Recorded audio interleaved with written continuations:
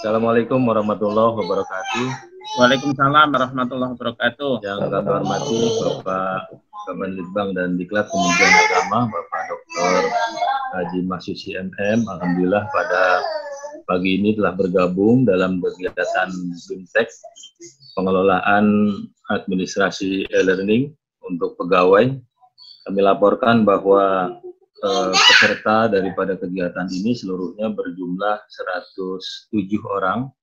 Alhamdulillah, yang terdiri dari unsur Balai Diklat Keagamaan sendiri berjumlah 30 orang, Balai Diklat Palembang 7 orang, Balai Diklat Aceh 4 orang, Balai Diklat Banjarmasin 2 orang, Balai Diklat Denpasar 5 orang, Balai Diklat Bandung 11 orang, Sekretariat Badan Litbang 1 orang, Balai Diklat Keagamaan Padang 7 orang, Balai Diklat Keagamaan Medan 5 orang, Balai Diklat Keagamaan Manado 6 orang, dan dari unsur guru berjumlah 35 orang.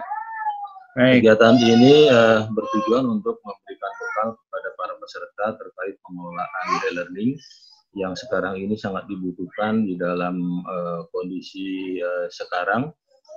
Dan ini mungkin bukan saja di aspek pendidikan, tapi juga pelatihan sangat penting, sehingga kami merasa perlu untuk mengadakan BIMTEK ini. Kegiatan ini akan berlangsung selama 10 hari, kami laporkan kepada Pak Kaban, yang akan insya Allah dimulai pada hari ini. 1 hari kita konversi 3 JP, sehingga total keseluruhan 30 dengan durasi hari 10 hari. Nah, untuk itu kami mohon kepada Bapak Kaban untuk dapat memberikan arahan, memberikan motivasi kepada kita semua agar kegiatan ini berjalan dengan baik dan dapat memberikan manfaat untuk kemajuan satuan kerja kita di Kementerian Agama. Barangkali itu pengantar dari kami, dan selanjutnya kami serahkan sepenuhnya kepada Bapak Kaban untuk memberikan arahan pada kegiatan ini. Kami persilakan Bapak Kaban. Baik, terima kasih Pak Kepala Balai BDK Jakarta. Bismillahirrahmanirrahim. Assalamualaikum warahmatullahi wabarakatuh. Waalaikumsalam warahmatullahi wabarakatuh. Pak Kepala Balai beserta jajarannya, beserta seluruh peserta BIMTEK Administrasi e-learning. Pada kesempatan ini, mari kita sama-sama bersyukur pada Allah Subhanahu wa Ta'ala, Tuhan yang Maha Kuasa. Alhamdulillah, dalam situasi seperti ini kita semua dalam kondisi sehat walafiat, tetap bisa menjalankan aktivitas, terutama mengikuti kegiatan yang sangat penting. Tentu kami memberikan apresiasi yang luar biasa.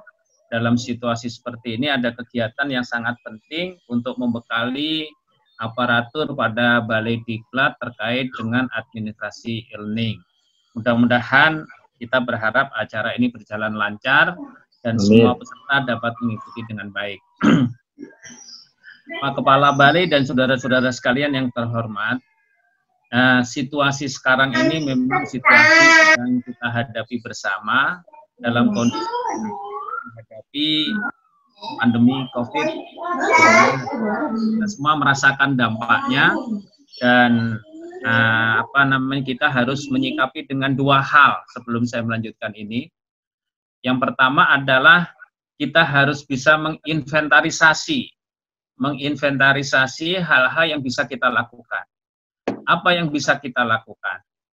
Ini mohon menjadi catatan penting untuk kita semua, menginventarisasi hal-hal yang baik yang bisa kita lakukan, yaitu terkait dengan kegiatan, tentu kegiatan keluarga, terkait dengan kegiatan dinas, terkait dengan kegiatan agamaan. Tentu kita bisa inventarisasi, dan kita menemukan salah satu cara yang dilakukan oleh BDK Jakarta, yaitu melakukan BIMTEK administrasi e-learning yang sangat mendesak ini. Ini adalah satu ide yang menurut saya perlu diberikan apresiasi yang sangat bagus kepada Kepala BDK Jakarta dan seluruh jajarannya.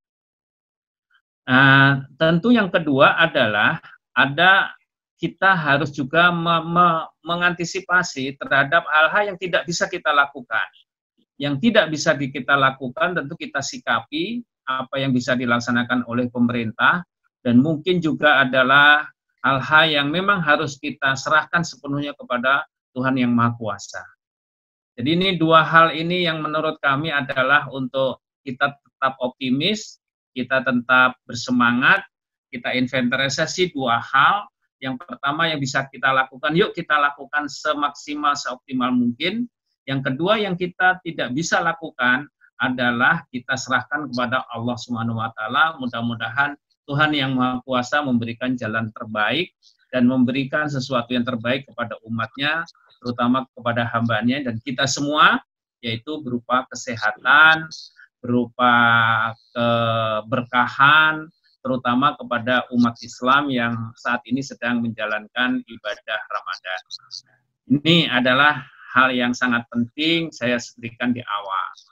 Yang kedua, tetap mengingatkan dan menghimbau bahwa instruksi atau himbauan pemerintah, kita tetap bersemangat untuk tetap di rumah, bekerja dari rumah, belajar dari rumah, dan kita tetap beribadah, terutama beribadah shaum pada saat ini adalah di rumah. Mudah-mudahan dengan kita laksanakan di rumah ini, walaupun kondisinya berbeda, situasinya berbeda, tetapi kita tetap insya Allah nilai manfaat dan nilai keberkahannya insya Allah tidak berbeda, bahkan mungkin bisa lebih baik. Kita berdoa pada Allah seperti itu. Baik, Ibu Bapak yang saya hormati, kepada saya diminta untuk menyampaikan pendek terkait dengan kegiatan ini. Yang pertama adalah tugas utama Kemenak. Saya mengingatkan kepada semua peserta, yuk kita pahami tugas utama Kemenak, yaitu di pembangunan bidang agama, ini sangat penting. Yang kedua adalah pembangunan pendidikan agama dan keagamaan. Yang ketiga adalah penyelenggaraan haji dan umroh, dan yang keempat adalah masalah perintisan dan pembinaan produk halal. Jadi kita semua sebagai warga Kementerian Agama, di samping kita tahu visi dan misi, di samping kita tahu tugas dan fungsi, kita tahu sehari-hari bahwa yang dilakukan oleh Kementerian Agama terkait tugas utamanya adalah pembangunan bidang agama, pembangunan bidang pendidikan agama dan keagamaan, pembangunan bidang haji dan umroh, dan sekaligus pembangunan bidang produk halal. Nah, di mana posisi Litbang dan Diklat? Nah, ini kadang-kadang ada pertanyaan. Di mana posisi Litbang dan Diklat terkait dengan tugas Kemenak kok tidak muncul? Maka harus disikapi bahwa tugas Litbang dan Diklat adalah melakukan sebuah penelitian dan kajian untuk dijadikan bahan kebijakan pengembangan secara internal di Kemenak dan juga mungkin bisa secara makro di luar Kemenak. Jadi untuk bisa memajukan pembangunan bidang agama, pendidikan agama, keagamaan, haji dan umroh produk halal, ini Litbang melakukan inovasi dan kajian, yang inovasi dan kajian itu hasilnya dijadikan sebagai bahan kebijakan pengembangan dan melakukan inovasi di Kementerian Agama. Itu yang pertama. Yang kedua, di Litbang ini ada Litbang dan Diklat. Nah, Diklatnya untuk apa? Diklatnya ini adalah berorientasi untuk peningkatan kualitas SDM agar SDM tersebut secara langsung bisa melaksanakan tugas dan fungsinya dengan baik, yang pada saatnya bisa mendukung terlaksananya program-program strategis di Kementerian Agama. Jadi sekali lagi banyak pihak yang menanyakan kalau secara eksplisit tugas Badan Litbang dan Diklat Kementerian Agama yang kadang-kadang adalah implisit di dalamnya, perlu diketahui bahwa Litbang itu punya fungsi untuk melakukan penelitian kajian sebagai bahan perumusan kebijakan. Diklat punya fungsi adalah mengembangkan SDM, menyiapkan SDM yang kompeten agar bisa bekerja dengan baik, pada saatnya bisa mendongkrak kinerja Kementerian Agama. Jadi ini mohon seluruh peserta dan Diklat kita bisa memposisikan diri saat ini Balai Diklat sedang berupaya melakukan pelatihan terhadap sejumlah tenaga potensial untuk ditingkatkan kompetensinya terkait dengan penyelenggaraan e-learning yang saat ini sedang dan harus kita laksanakan untuk kelancaran program kediklatan kita. Tentu ini menjadi wawasan kita semua. Bapak Ibu yang saya hormati, kemudian setelah kita tahu tugas seperti itu, dan kita juga sudah mulai tahu bahwa ini adalah tugas Kementerian Agama seperti itu, maka kita mulai paham. Nah, pembangunan bidang agama yang dilakukan di kita adalah ada dua aspek, yaitu adalah aspek material atau aspek materi, kemudian aspek moral, dan juga aspek yang terkait dengan spiritual. Nah, pada saat tertentu kita lihat, banyak program-program Kemenak yang memfasilitasi umat beragama di Republik ini terkait dengan pembangunan bidang agama berupa sarana fisik. Ada pembangunan tempat ibadah, ada pembangunan sarana ibadah, dan ada pembangunan bidang lain. Sama-sama kita ketahui. Di samping itu, ada pembinaan atau pembangunan bidang agama yang sifatnya adalah moral spiritual. Saat ini sangat-sangat penting. Sangat-sangat penting dalam situasi seperti ini, yaitu pembangunan bidang agama terkait dengan aspek spiritual dan juga aspek moral. Mengapa? Karena saat ini kita sedang dihadapkan pada kondisi ini sangat membutuhkan kita semua terkait dengan pembangunan bidang agama, khususnya di bidang moral dan juga bidang spiritual. Saudara sekalian, tentu kita di bidang pembangunan bidang agama ini, saya mungkin agak lebih singkat lagi untuk menanamkan sikap kepada kita, memperkuat sikap kepada kita. Kemana sesungguhnya arah orientasi pembangunan bidang agama? Yang pertama adalah kita harus hindari sikap intoleransi. Ini yang terpenting ini, intoleransi. Apa itu intoleransi? Adalah sikap tidak menghargai terhadap orang lain. Jadi, yuk kita bangun sikap toleransi, yaitu sikap menghargai orang lain, dan kita jauhi sikap intoleransi, yaitu tidak menghargai orang lain. Jadi sikap merasa dirinya paling benar dan orang lain salah tanpa memberikan satu penghargaan, ini harus kita hindari. Saat ini sudah saatnya kita penting untuk membangun toleransi, dan kita hindari sikap intoleransi. Itu yang pertama yang sangat penting saya tekankan kesempatan ini. Yang kedua adalah sikap radikalisme. Radikalisme. Ini harus kita hindari. Apa radikalisme? Adalah sikap ekstrim. Ekstrim. Sikap ekstrim artinya sikap memandang bahwa orang lain itu adalah selalu saja salah, dan dipandang tidak benar, kita yang menjadi seolah-olah selalu benar dan kita tidak pernah salah. Jadi dua hal ini sangat penting.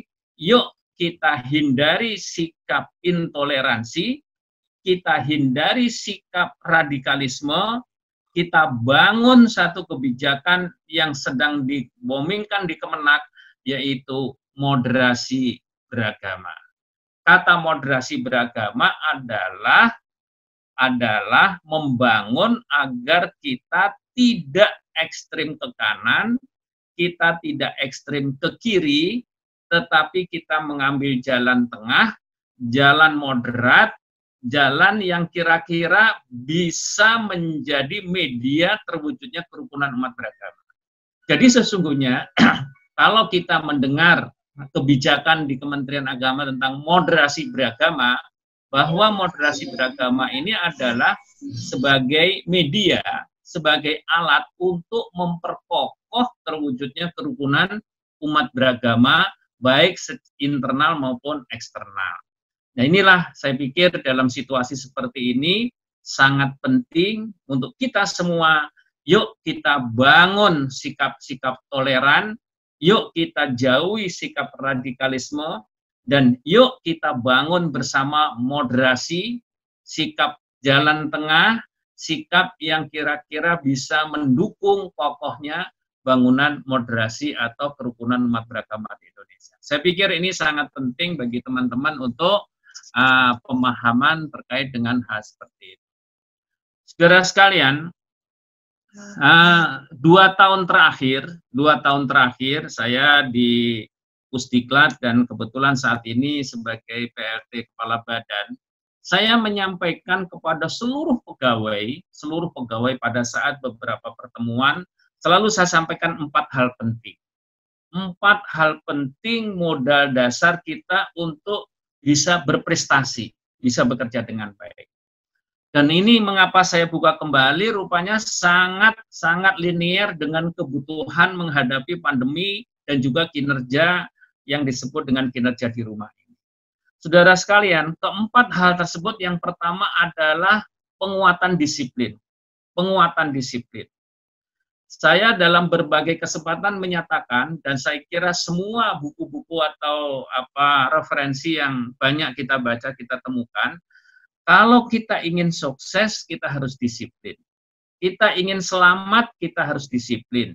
Kita mau berprestasi, kita harus disiplin. Kita mau sehat, kita harus disiplin. Dan ini salah satu contoh bahwa ternyata diklat sangat penting mewujudkan insan-insan yang disiplin dalam bekerja maupun dalam beribadah maupun dalam beraktivitas lainnya. Jadi sekali lagi saya tekankan bahwa ternyata disiplin punya hubungan linear dengan sukses.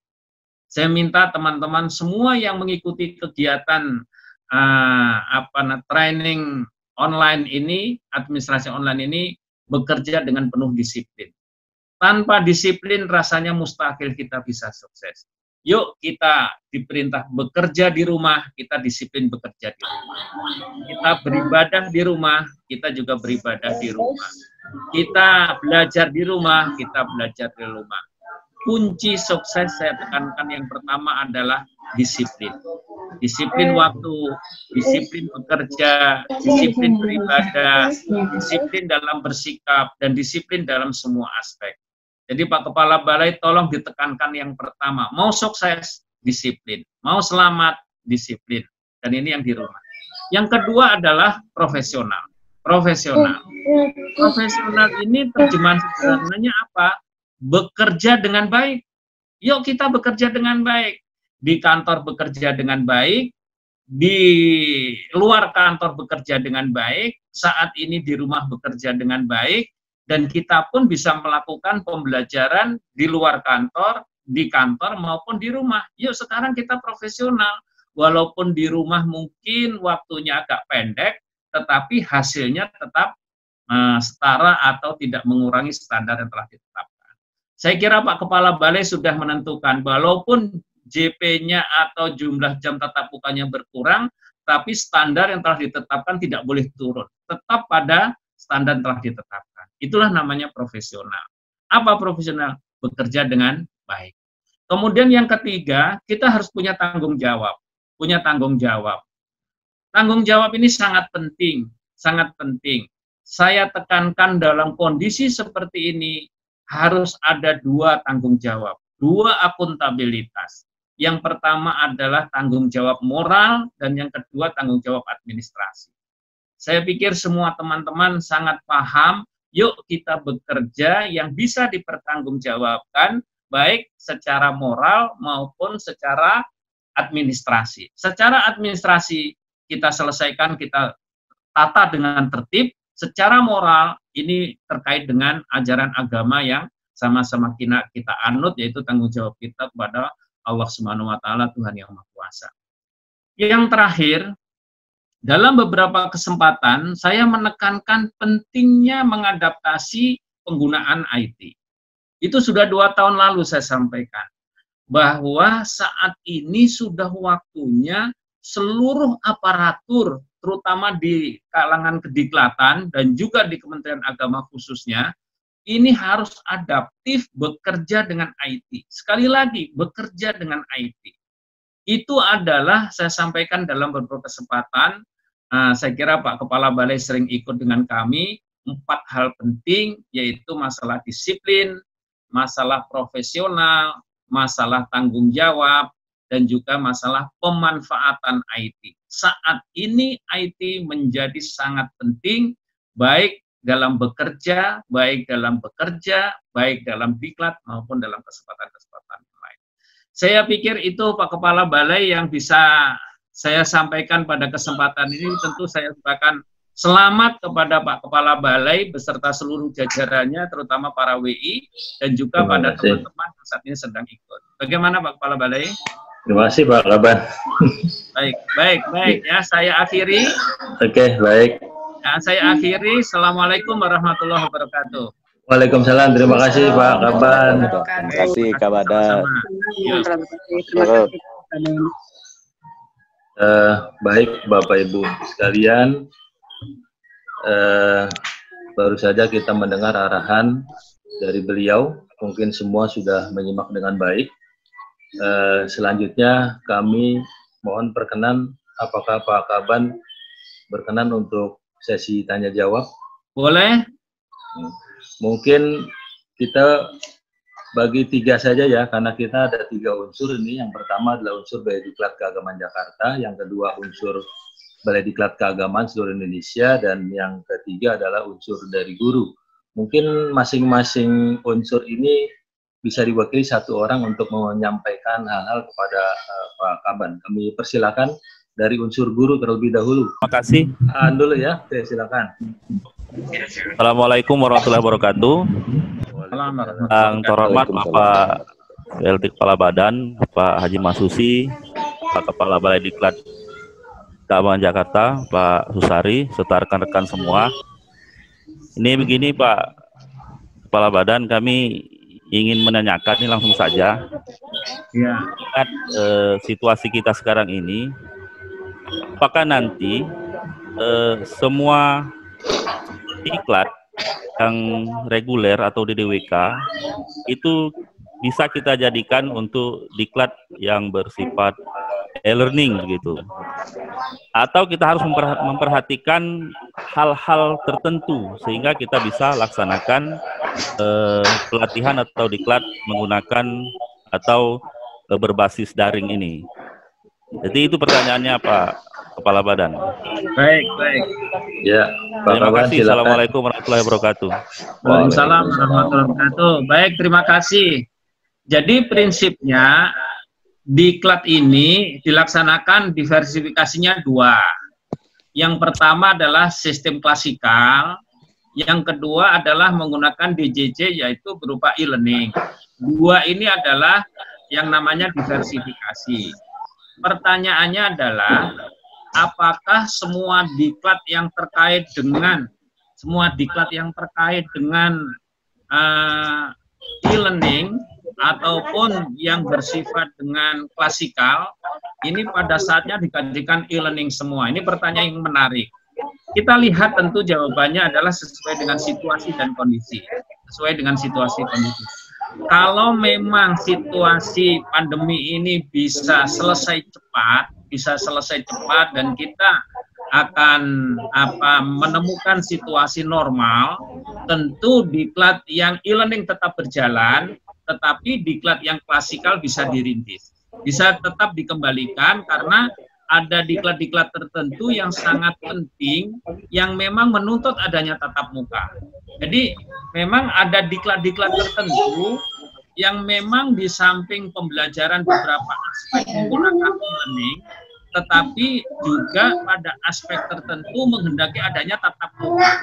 Saya kira adalah yang menjadi pertimbangan dari Kepala Balai termasuk di Pusdiklat mohon menjadi catatan penting diklat-diklat tertentu yang memang dalam situasi normal, maksud saya dalam situasi normal, diklat tertentu yang memang dilaksanakan dengan e-learning, tetapi ada memang diklat-diklat tertentu yang harus dilaksanakan tatap muka, mungkin tidak semua materi, tapi bagian materi tertentu, karena ini memang menjadi sebuah tuntutan. Tetapi kalau kondisi, mohon maaf, kalau kondisi memang situasi seperti ini berjalan agak lama, tentu kita akan menggunakan e-learning ini sampai dengan batas waktu yang sambil melihat atau menunggu kebijakan pemerintah. Itu yang pertama. Yang kedua adalah terkait dengan kurikulum.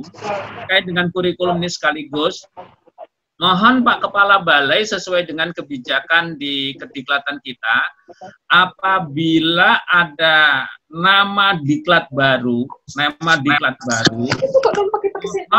diklat baru ini materinya bisa disusun atau diusulkan ke Pusdiklat terkait yang nantinya akan di SK-kan atau disahkan oleh yang berwenang, apakah Kapusdiklat atau balai atau kepala badan litbang dan diklat. Ini untuk administrasi. Jadi sekali lagi untuk administrasi harus kita pertanggungjawabkan, pelaksanaan e-learning maupun pasika juga ditetapkan. Terima kasih, mudah-mudahan bisa dipahami. Ya, terima kasih Pak. Ya Pak, terima kasih. Ya. Dari tolong Pak Mas. Ya, baik. Terima kasih Pak Kaban tadi telah memberikan ada pertanyaan dari Pak An dari BDK Palembang. Barangkali dari yang lain kami silakan.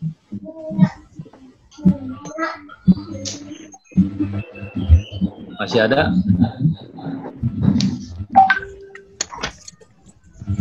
Saya kok berngeredang gitu.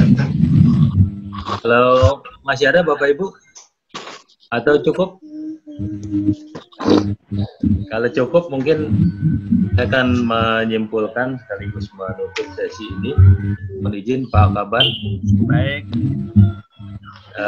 Terima kasih atas kesediaan untuk memberikan arahan pada kegiatan ini, yang mana pada intinya Bapak Ibu sekalian tadi telah disampaikan.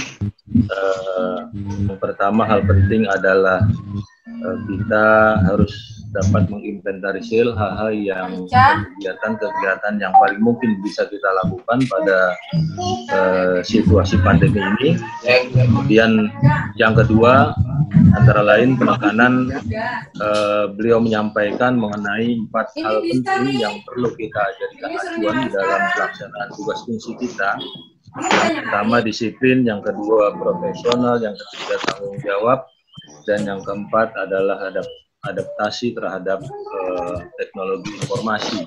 Itu hal penting yang beliau sampaikan pada kesempatan ini, dan tadi juga telah disampaikan jawaban atas pertanyaan Pak An yang berkaitan dengan penyelenggaraan diklat, yang mana tadi juga sudah dijelaskan bahwa apabila situasi pandemi ini terus berlangsung, maka kegiatan e-learning ini menjadi satu pilihan bagi kita semua. Nah, oleh karena itu, kegiatan ini sangat penting untuk memberikan bekal kepada Bapak Ibu semua yang menjadi peserta, agar nanti dapat diimplementasikan di satuan kerja masing-masing untuk pelaksanaan tugas fungsi kita di tengah pandemi COVID ini. Dan barangkali itu hal penting yang dapat kami laporkan kepada Pak Kaban, dan kami ucapkan terima kasih atas arahan Bapak dan memberikan motivasi kepada kita semua di dalam pelaksanaan tugas fungsi kita sebagai ASN, dan juga pada para peserta seluruhnya yang telah menyimak dengan baik arahan beliau.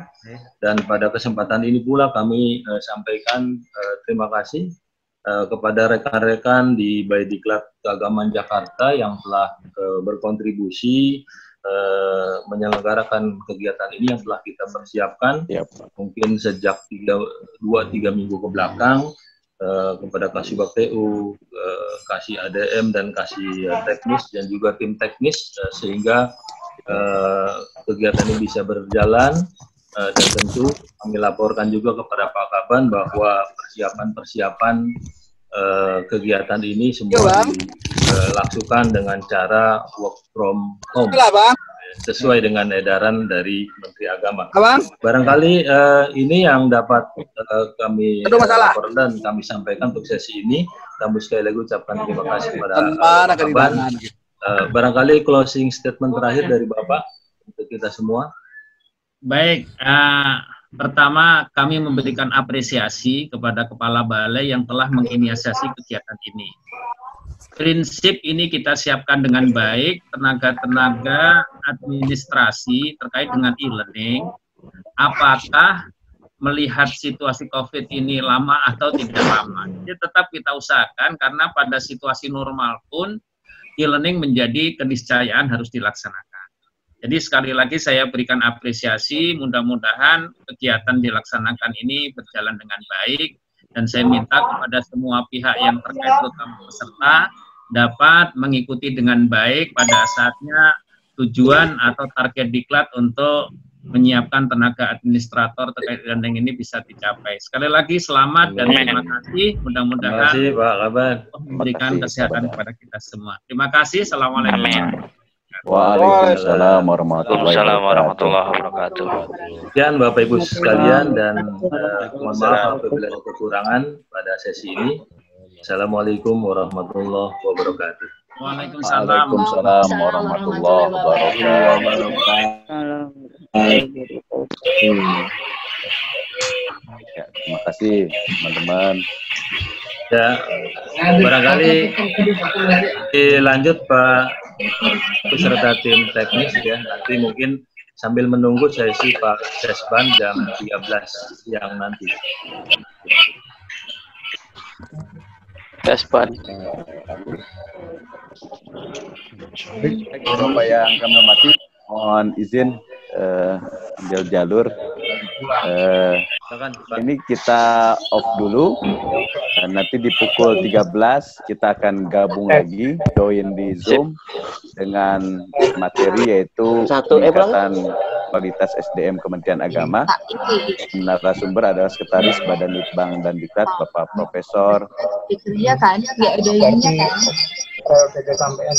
Kemudian output dari materi pembangunan bidang agama yang telah disampaikan oleh terhormat Bapak Kepala Badan Litbang dan Diklat, teman diminta untuk meresum apa-apa yang telah beliau sampaikan. Jadi hasil resumnya diupload melalui web itu. Teman-teman atas partisipasi dan kontribusinya. Untuk link yang berikutnya akan di-share di grup WA ya. Assalamualaikum. Terima kasih Pak Sahrul, terima kasih semuanya. Terima kasih Bu.